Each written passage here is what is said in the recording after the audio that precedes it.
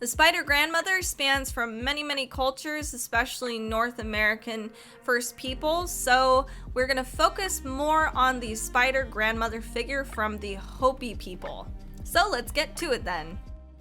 The spider grandmother is featured and is a very important figure in mythology and the oral traditions of many Native American cultures, especially in the southwestern United States.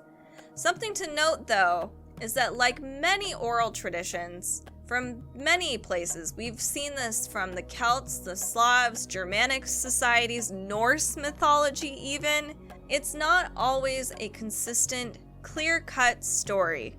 Each region, each village, even each household might have different variations of the same folktale or legend. But we may see some overarching similarities in a lot of the folktales.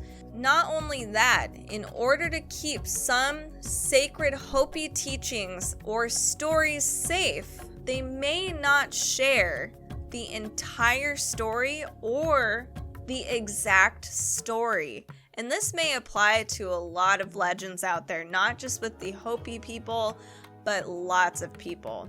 And I think that's totally fair. And some things are just small summaries or brief representations, and it's difficult to really pinpoint the exact meaning to everything or even get the entire story straight. Keep that in mind as we do explore this Hopi creation myth. It is not black and white. There are shades of gray. Now, the spider grandmother.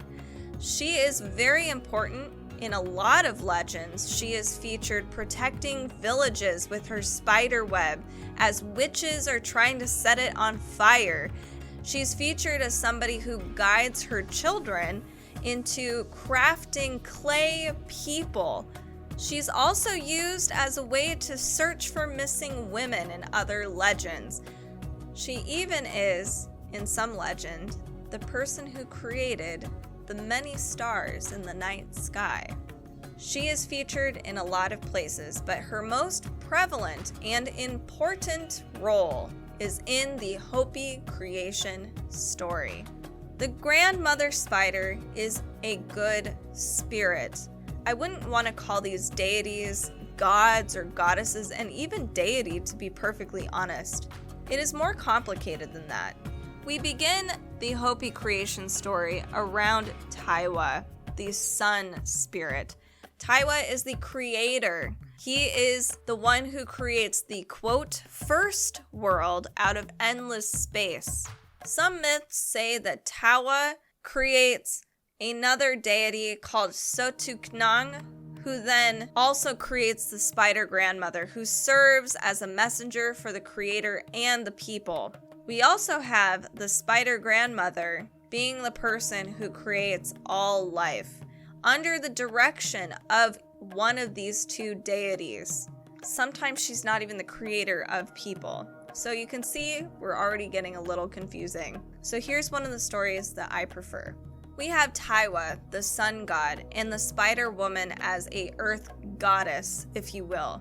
Everything above the earth, all of the powers and mysteries are belonged to Taiwa, while all of the magic of the below and in the underworld are the spider woman's. The underworld is where the gods dwell, all of the things, everything that could be. But there is nothing. There's no living thing until these two willed it to be. The spider woman can weave and craft and create knowledge, lessons, and actual beings, while Taiwa grants them warmth and life. Taiwa would split himself into other gods, and the spider woman also divided herself. And there's a whole host of other deities to be listed.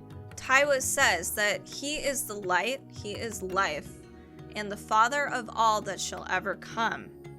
And the spider woman says that she will receive light and nourish life.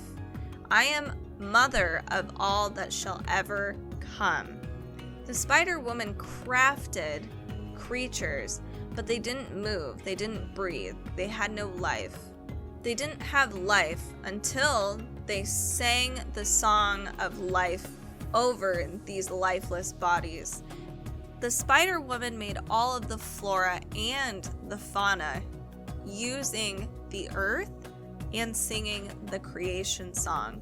She made humans using yellow, red, white, and black earth mixed in with her saliva. She made 4 men and 4 women.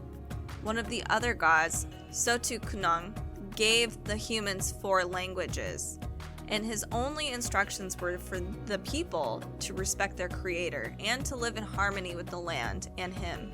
They knew that people would just spread across the earth and multiply on their own. So the Spider Woman says that she will guide these creatures to the above lands.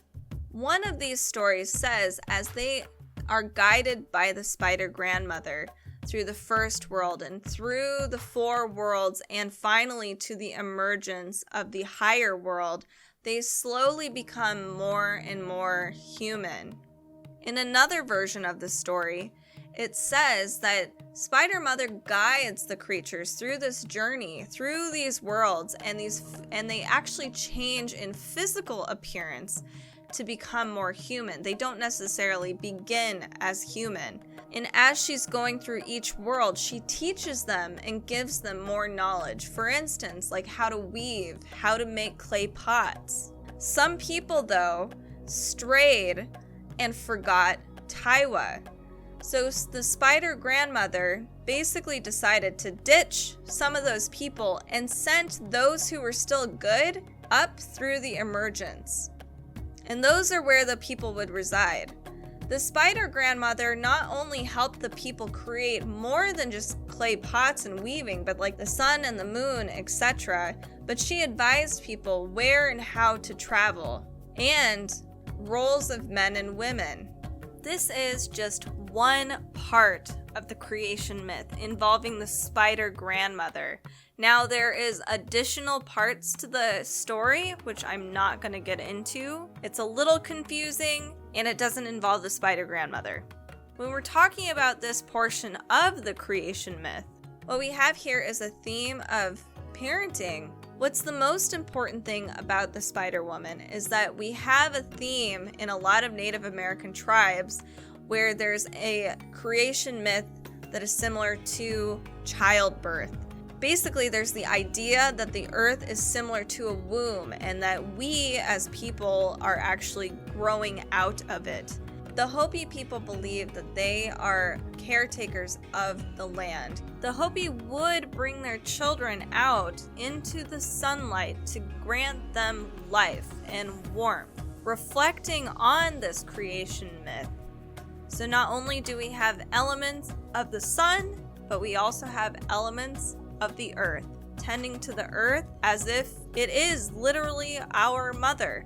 We also see that the Hopi might feel an intimate connection with their past, and time does not actually proceed in a straight line. In fact, it might be more like a spiral. They always try to remember their deities and how to live the Hopi way. The Spider Woman is there as a guide, and that includes for the deities themselves. She is there to help teach. The Hopis speak of a Spider Grandmother who is consciously weaving her webs and thought the world itself into existence. She may not be the all-creator. She might not be Tawa or the other god. She doesn't have as much of a spotlight as some of the other Hopi deities, but you can tell her wisdom and knowledge is pivotal to all of us. I think I'm in love. I love the Spider Grandmother. I love her mythology. So I'm really excited to check out some more Native American folktales regarding the Spider Grandmother and see where it goes more than southwestern United States, like Canada and in the eastern part of the United States, everywhere. I'm excited to see how she transforms and what kind of deity she actually looks like in many parts of America and even South America. Join me on my socials at Kaiti Draws. You can find it down in the description below. You can also subscribe, follow, and if there is a legend, god, goddess, folktale that you want me to talk about and explore, make sure to comment down below with that so I can go ahead and start that. If you do enjoy these videos, you can keep watching. There's plenty more to learn. There's so many myths, legends, and deities to learn about. Check it out.